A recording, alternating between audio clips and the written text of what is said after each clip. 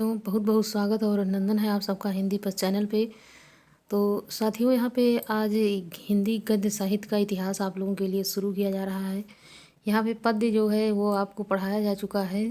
थोड़ा सा रीतकाल और यहाँ पे भक्ति काल के कुछ प्रश्न बचे हुए हैं जिसको हम बाद में भी कराएंगे।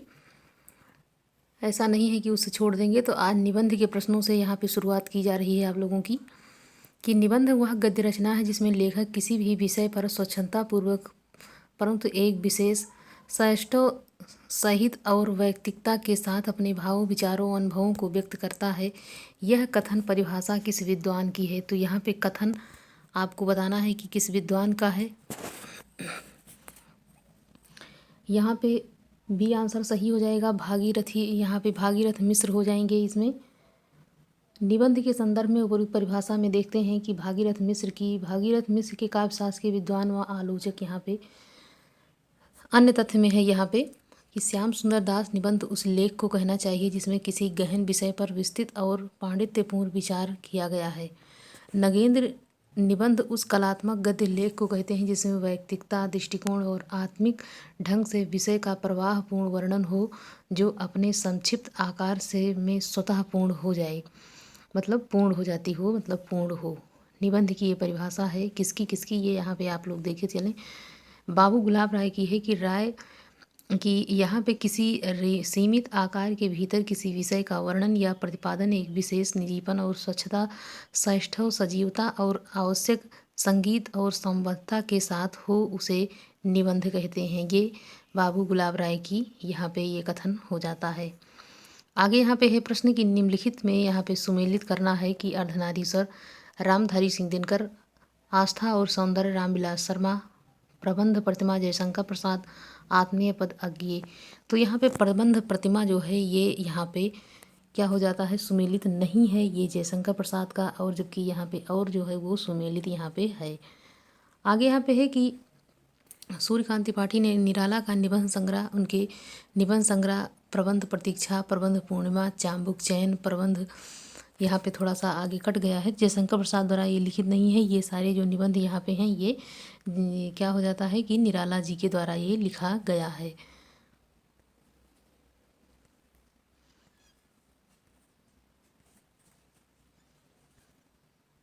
आगे यहाँ पे है कि उपन्यास रहस्य शीर्षक किसका निबंध संग्रह है। तो ये काफ़ी महत्वपूर्ण है।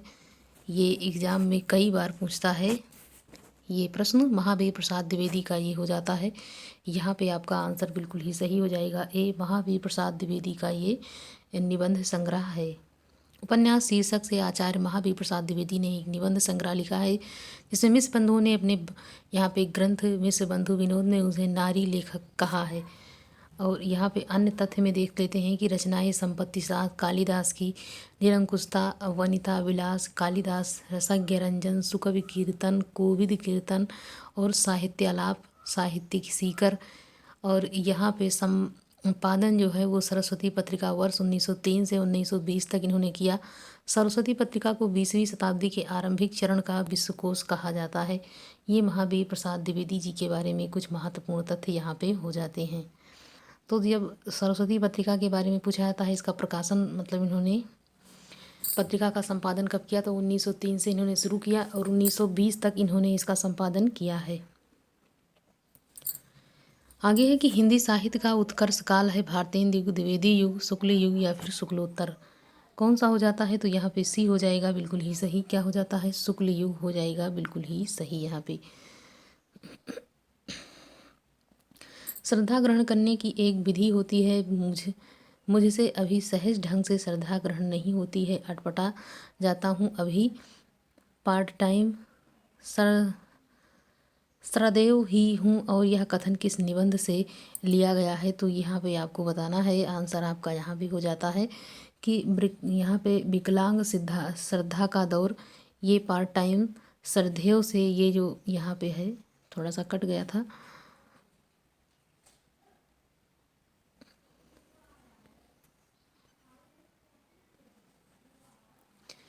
तुलसीदास चंदन घिसे निबंध के लेखक कौन है? तो यहाँ पे ये आंसर आपका हो जाएगा कि इसको हरिशंकर परसाई जी ने लिखा है। किसने लिखा है? तो हरिशंकर परसाई जी ने यहाँ पे लिखा है तुलसीदास चंदन घिसे। तुलसीदास चंदन से व्यंग परख ये निबंध हो जाता है किसका? तो ये हरिशंकर परसाई जी का हो जाता है। यमलोक की यात्रा निबंध के लेखक कौन है? तो यमलोक की यात्रा किसने लिखा है? यहाँ पे राधा चरण गोस्वामी जी ने ये लिखा है। बी आंसर आपका यहाँ पे सही हो जाएगा। यमलोक की यात्रा का निबंध राधाचरण गोस्वामी द्वारा लिखा गया है। इस निबंध में जन साहित्य का सुंदर उदाहरण है। उनकी भाषा बोलचाल की है। और आगे यहाँ पे है आचार्य शुक्ल का कौन सा निबंध यहाँ पे व्यवहारिक समीक्षा से संबंधित नहीं है? तो जो नहीं है वो आपको यहाँ पे आंसर करना है। तो नहीं में आपका आ जाएगा यहाँ पे काव्य में अभिव्यंजनावाद। बी आंसर आपका सही हो जाता है। आगे है कि कविता क्या है निबंध के लेखक हैं? तो कविता क्या है निबंध के लेखक यहाँ पे आपको बताना है।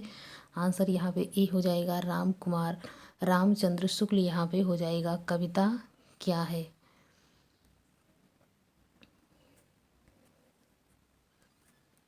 साथियों यहाँ से बहुत ज़्यादा जो प्रश्न ये लगता है कि हाँ ये व्याख्या करने वाला है उसी को बैठ के यहाँ पे व्याख्या की जाती है, वरना यहाँ पे हम प्रश्नों के माध्यम से ही आगे बढ़ते रहते हैं ताकि आप लोग जो है अपना टेस्ट यहाँ पे लगाते रहें।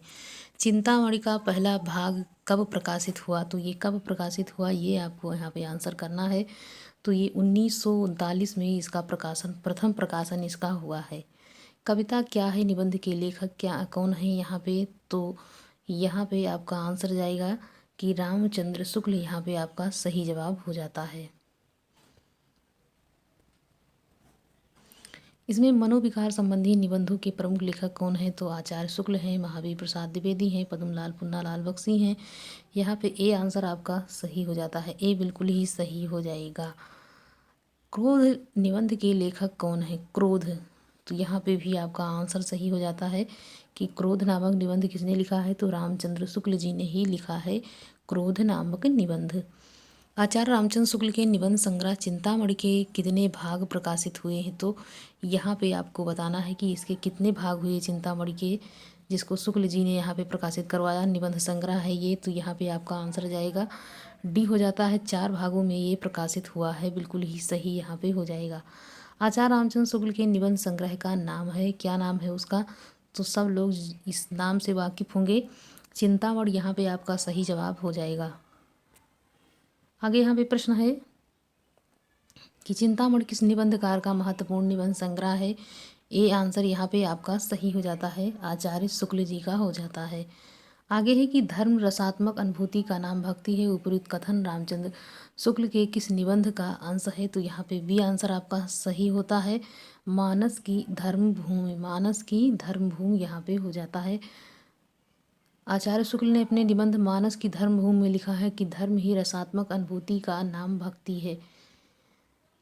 सुलोचना निबंध संकलन है, किसका है? यहाँ पे सुलोचना निबंध संकलन, तो यहाँ पे आपका सही जवाब होना चाहिए कि भारतेंदु हरिश्चंद्र का ये हो जाएगा। किसका हो जाता है? भारतेंदु हरिश्चंद्र जी का यहाँ पे हो जाएगा। हिंदी में आधुनिकता से पहले रचनाकार माने जाने वाले भारतेंदु हरिश्चंद्र आधुनिक हिंदी साहित्य के पितामह कहे जाते हैं। कविता, नाटक, निबंध तथा व्याख्यात्मक अविस्मरणीय योगदान देने में इनकी महत्वपूर्ण भूमिका है। सुलोचना भारतेंदु हरिश्चंद्र जी का निबंध संकलन यहाँ पे हो जाएगा। निबंध संग्रह सविता के निबंधकार कौन है? तो यहाँ पे भी आपका सही जवाब क्या होगा? सी हो जाता है, धर्मवीर भारती यहाँ पे आपका सही हो जाएगा। धर्मवीर भारती ने ठेले पर हिमालय लिखा है, पसींती लिखा है, शब्दिता लिखा है आदि निबंध संग्रहों में आधुनिकतावादी आंदोलन पर विचार किया है और अनेक यहाँ पे स्थापित मान्यताओं का पुनर्ख्यान इन्होंने किया है।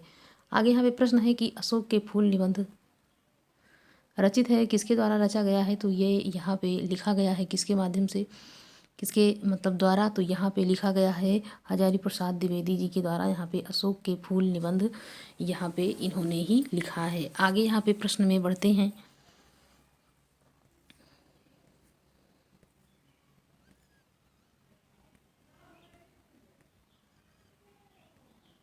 अशोक के फूल निबंध के रचयिता यहाँ पे आंसर पूछा जा रहा है, तो ये सही जवाब आपका हो जाएगा इसमें कि हजारी प्रसाद द्विवेदी द्वारा ये लिखा गया है। आगे है आलोक पर्व निबंध के रचनाकार कौन है? तो यहाँ पे भी आपका आंसर हो जाएगा हजारी प्रसाद द्विवेदी, बिल्कुल ही सही हो जाता है। आचार्य हजारी प्रसाद द्विवेदी का कौन सा निबंध संग्रह इसमें है? तो यहाँ पे हो जाएगा अशोक के फूल, कुटज, कल्पलता और यहाँ पे उपर्युक्त सभी। तो यहाँ पे आपका डी हो जाएगा, उपर्युक्त सभी, उन्हीं की रचना यहाँ पे हो जाती है निबंध। नाखून क्यों बढ़ते हैं, यह किस विधा की रचना है? तो यहाँ पे आप लोग बताएंगे, आंसर हो जाएगा कि ये निबंध है, क्योंकि आज हम लोग निबंध ही पढ़ रहे हैं। नाखून क्यों बढ़ते हैं कि निबंधकार कौन है? तब भी आप यहाँ पे आंसर करेंगे कि हजारी प्रसाद द्विवेदी की रचना ये हो जाती है। इसमें से कौन सा हजारी प्रसाद द्विवेदी जी के द्वारा ये निबंध यहाँ पे है? तो कल्पलता भी उन्हीं का है, कुटज भी है और जो आगे भी होगा यहाँ पे। तो साथियों ये प्रश्न यहीं तक था, अब अगले भाग में मिलेगी। तो यहाँ पे निबंध के प्रश्न आप लोगों के लिए शुरू हो गए हैं। लगातार आप लोग अपनी तैयारी को करते रहिए, मजबूती की तरफ लेके जाते रहिए, ताकि अचानक जब कोई भी वैकेंसी आए तो आप लोगों को एक साथ ना पढ़ना पड़े। और इस तरह से पढ़ने से केवल आप लोग तब रिवाइज करेंगे। साथियों वीडियो को ज़्यादा से ज़्यादा शेयर करते रहिए और अपनी तैयारी में आप लोग आगे बढ़ते रहिए। मिलते हैं अगले वीडियो में, तब तक के लिए धन्यवाद।